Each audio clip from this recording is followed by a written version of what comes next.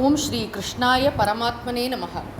ஸ்ரீமத் பாகவத ரகசியம் 11வது ஸ்கந்தம் பகுதி 23. பகவானிடம் உத்தவர் கிரியாயோகம் பற்றி கேட்டார். சஜ்ஜனங்களால் வெகுவாக மதிக்கப்படுவதும் ரிஷிகளும் கூட அனுஷ்டிப்பதும் தாங்களே பிரம்மதேவனுக்கு உபதேசித்ததுமான மிக உயர்ந்ததான கிரியாயோகத்தை கற்றுத்தர வேண்டும் என்று வேண்டினார். பகவான் உபதேசிக்க தொடங்கினார். தபஸ், ஸ்வாத்தியாயம், ஈஸ்வர பிரணிதானம், அதாவது தவம், சாஸ்திரங்களை கற்றல், ஈஸ்வரனை சரணடைதல், இந்த 3 சாதனைகளையும் சேர்த்து ஒரே வார்த்தையாக கிரியாயோகம் என்று சொல்வர். அதன் பெயரை கேட்கும் போது அது ஒற்றை சாதனையின் பெயர் என்று தோன்றினாலும் அதனை முழுமையாக கடைபிடிக்கும் போது மேற்கூறிய 3 சாதனைகளும் தர்மங்களும் ஒன்று சேர்ந்ததே கிரியாயோகம் என்பது தெளிவாக புரியும். தவம், ஸ்வாத்தியாயம், ஈஸ்வர பிரணிதானம் என்ற 3இல் ஈஸ்வர பிரணிதானமே மிகவும் முக்கியம் என்பதால் சாதாரணமாக கிரியாயோகம் என்றால் ஈஸ்வர பிரணிதானம் என்றே அர்த்தம் கூறுவதுண்டு. என்றாலும் மேற்கூறிய 3 தர்மங்களும் ஒன்று சேர்ந்தால் மட்டுமே அது பூரணமாகும். இங்கும் பகவான் ஈஸ்வர பிரணிதானத்தையே முக்கியமாக பூஜா விதானத்தின் மூலம் உபதேசிக்கிறார். சாதகன் எந்த வர்ணம், ஆசிரமம் இவற்றை சேர்ந்தவனோ அதற்கு தேவையான தர்மங்களை கடைப்பிடித்து வாழ்ந்து அதனால் அகமும் புறமும் தூய்மை அடைந்த பின்னர் அறிவுடைய ஆசிரியரை அணுகி பணிவிடைகள் புரிந்து அவரிடமிருந்து தன் இஷ்ட தேவதையினுடைய உபாசனை முறைகளையும் மூல மந்திரத்தையும் பூஜா விதானங்களையும் உபதேசமாக பெற வேண்டும். அதைத் தொடர்ந்து மிகுந்த பக்தியுடன் பகவானை இஷ்ட தேவதையின் உருவில் பூஜா உபசாரங்கள் மூலம் ஆராதிக்க வேண்டும்.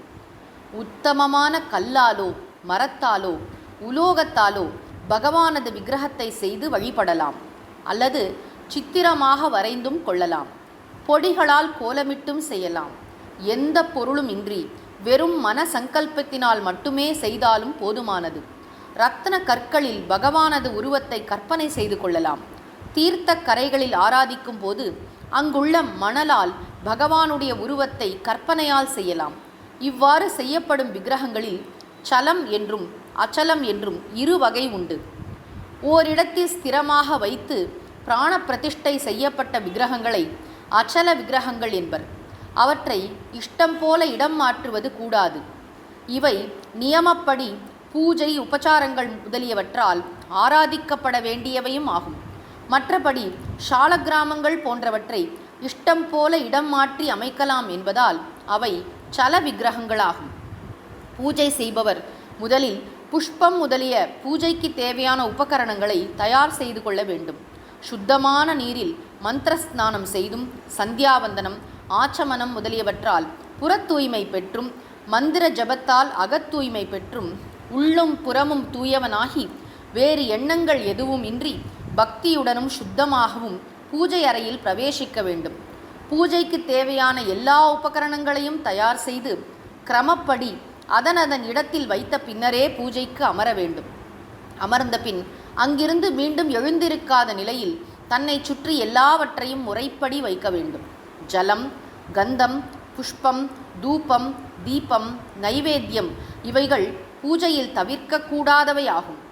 ஜலம் ஜலபூதத்தின் அடையாளமாகவும், கந்தம் அல்லது சந்தனம் பூமியின் அடையாளமாகவும், தீபம் அக்னியின் அடையாளமாகவும், தூபம் வாயுவின் அடையாளமாகவும், புஷ்பம் ஆகாசத்தின் அடையாளமாகவும் பூஜையில் உபயோகப்படுத்தப்படுகின்றன. பேச்சுத்திறன், பிராணன், மனம் ஆகியவை ஜீவனின் 3 அங்கங்கள். இவைகளே சொல்லாகவும் செயலாகவும் எண்ணங்களாகவும் வெளிப்பட்டு ஜீவனை உலக விவகாரங்களில் ஈடுபடுத்துகின்றன.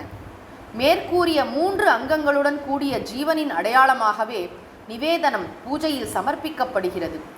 பஞ்சபூதங்களை சார்ந்துள்ளது இவ்வுலகம். உலகில் உள்ள பொருட்களும் 5 பூதங்களின் சேர்க்கையால் உண்டானவையே. அந்த பொருட்களில் உரிமை கொண்டாடி ராகத்வேஷங்களோடு விவகாரத்தில் ஈடுபடுவதாலேயே ஜீவனின் சம்சாரம் வளர்கிறது. அப்போது ஜீவனின் சம்சாரத்திற்கு அடிப்படை காரணங்கள் பஞ்சபூதங்கள், பேச்சுத்திறன், பிராணன், மனம் ஆகிய 8 விஷயங்களே ஆகும். வாக்குக்கும் மனதுக்கும் எட்டாத பரம நிர்குணஸ்வரூபமான பகவானிடமிருந்தே இவை அனைத்தும் உண்டாயின. அர்ப்பணம் செய்வதன் மூலம் அவற்றை மீண்டும் இறைவனிடமே லயிக்கச் செய்தல் என்பதே திரவியங்களினால் செய்யப்படும் பூஜையின் அடிப்படை தத்துவம். இந்த தத்துவத்தை மனதில் முன்னிறுத்தி மேற்கூறிய பொருட்களை பகவானிடம் உபசாரமாக அர்ப்பித்தலே பூஜையின் விதிமுறையாகும். இது தொன்று தொட்டு வரும் வழக்கமாகும். விதிமுறைகளை எளிதில் கடைபிடிக்கக்கூடிய விதத்தில் நமது முன்னோர்கள் அவற்றை அழகாக வகுத்துள்ளனர். அவற்றை சாஸ்திரங்களின் மூலமோ குருமுகமாகவோ நன்கு அறிந்து கொண்டு இஷ்ட தேவதையின் உருவில் பகவானை பூஜித்தும் சேவித்தும் வரும் பக்தன் காலப்போக்கில் பிறவி பயனான கைவல்யத்தை அடைவான். இவ்வாறு பூஜை விதிமுறைகளின் ரூபத்தில் கிரியாயோகத்தை உபதேசித்த பகவான் வைதீக தத்துவங்களை பெரும்பாலும் விளக்கி கூறிவிட்ட நிலையில் தன் உபதேசத்தை ஒரு முடிவுக்கு கொண்டு வர முற்பட்டு மேலும் கூறி அருளினார். ஹே உத்தவா, மற்றவர்களின் குணதோஷங்களிலும் செயல்களிலும் உள்ள குறை நிறைகளை விமர்சித்து நிரூபிக்க முயலாதே. ஆன்மீகத்தில் ஈடுபட்டுள்ள ஒருவர் ஒரு பொழுதும் அப்படி செய்யக்கூடாது. யாரையும் நிந்திக்கவோ புகழவோ கூடாது. அவ்வாறு செய்து கொண்டு இருக்கும் வரை ஒருவருக்கு வேற்றுமை உணர்வு நீங்கவோ ஞானம் ஏற்படவோ செய்யாது. வேற்றுமை பாவம் இல்லாமல் போனாலன்றி ஒருபோதும் சம்சாரத்திலிருந்து விடுதலை பெற முடியாது. அவ்வாறிருக்க முக்காலத்திலும் உண்மையில்லாத இந்த ஜகத்தில் பிறருடையதோ அல்லது பிறவற்றினுடைய குணதோஷங்களை குறித்தோ சிந்திக்க வேண்டிய அவசியம் என்ன இருக்கிறது? வாக்கால் சொல்வதும் மனதால் எண்ணுவதும் முழுவதும் அசத்தியமாகும். வாக்குக்கும் மனதிற்கும் எட்டாத ஒன்று உலகில் இல்லை என்றோ? அவ்வாறு உண்மையில்லாத உலகில் எதன் குணதோஷங்களை ஒருவர் நிரூபிக்க வேண்டும்? ஞானத்தை பெறாத வரையில் ஷரீரம் முதலிய தர்மங்கள் ஜீவனுக்கு சுகதுக்கங்களை கொடுக்க காரணமாகவும் உள்ளன. ஞானம் ஏற்பட்டால் ஆன்மாவை தவிர வேறு எதுவும் இல்லை என்பது புரியும்.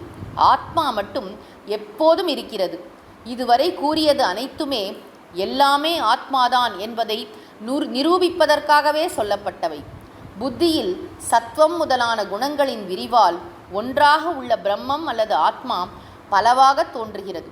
சத்தியமான ஆத்மா உணரப்பட்டால் ஆத்மாவில் தோன்றிய நாமம் ரூபம் ஆகிய வேற்றுமை நீங்கவும் செய்யும். இந்த வேற்றுமையான பார்வை நீங்காத வரையில் பந்தமும் துக்கமும் அஞ்ஞானமும் அனுபவித்துத்தான் தீர வேண்டும். மீண்டும் உத்தவர் சுவாரஸ்யமான ஒரு கேள்வி கேட்டார்.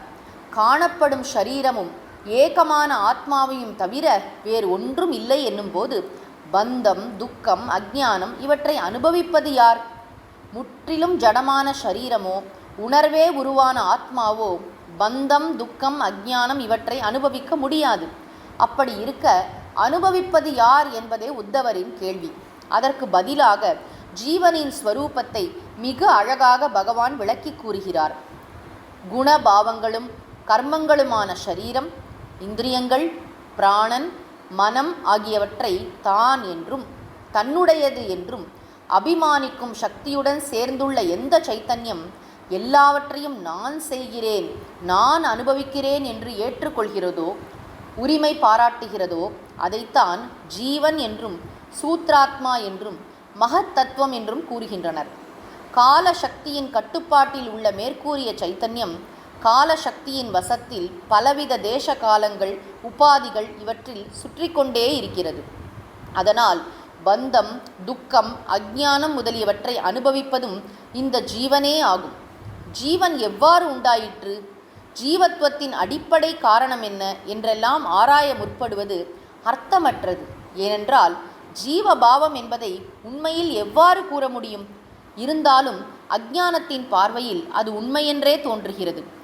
மனம், பிராணன், ஷரீரம் ஆகிய எல்லாம் ஆகி நிலை நிற்பதும் அஞ்ஞானமே உருவான இந்த ஜீவன்தான். மிகவும் தீவிரமான வைராக்கியத்தினால் நன்கு உறுதிப்பட்ட ஞானம் ஒளிரும் போது மட்டுமே இல்லாததான ஜீவனும் ஜீவனின் எண்ணங்களின் பலனாக வந்த இந்த உலகமும் மறைந்து உள்ளதான சத்தியம் அனுபவத்திற்கு வரும். ஒன்றும் இரண்டற்றதுமான ஆத்மாவே பலவாக காணப்படுகிறது. தங்கமானது வளையல் குண்டலம் இவைகளாக தோன்றுவது போலவும், மண்ணானது பானை குடம் முதலிய பாத்திரங்களாக காணப்படுவது போன்றும் ஆத்மா பலவாக தோற்றம் அளிக்கிறது. ஆத்மாவில் ஆத்மா இல்லாத பலவற்றின் உற்பத்தியும் நிலை நிற்றலும் லயமும் கர்மங்களும் அனுபவங்களும் உண்டாகின்றன என்பதே அஞ்ஞானம். மேற்படி உற்பத்திகள் அனைத்தும் வெறும் தோற்றம் மாத்திரமே என்கிற அறிவால் அஞ்ஞானம் அழியும். உண்மையான ஆத்மபாவம் பிரகாசிக்கும் போது எதுவுமே நடக்கவில்லை என்பதை உணர முடியும். ஸ்வப்னத்தில் ஏற்படும் அனுபவங்கள் ஸ்வப்னம் காணும் நேரத்தில் உண்மையாக தோன்றினாலும் விழித்த உடனேயே இல்லாதவை ஆகிவிடுகின்றன. இதே போல ஜீவன், சம்சாரம், காலதேசங்கள் இவை அனைத்தும் அஞ்ஞான நிலையில் உள்ளதாக தோன்றினாலும் ஞானம் அடைந்த பிறகு இவையெல்லாம் இல்லாதவையே. ஓம் ஸ்ரீ கிருஷ்ணாய பரமாத்மனே நமஹ.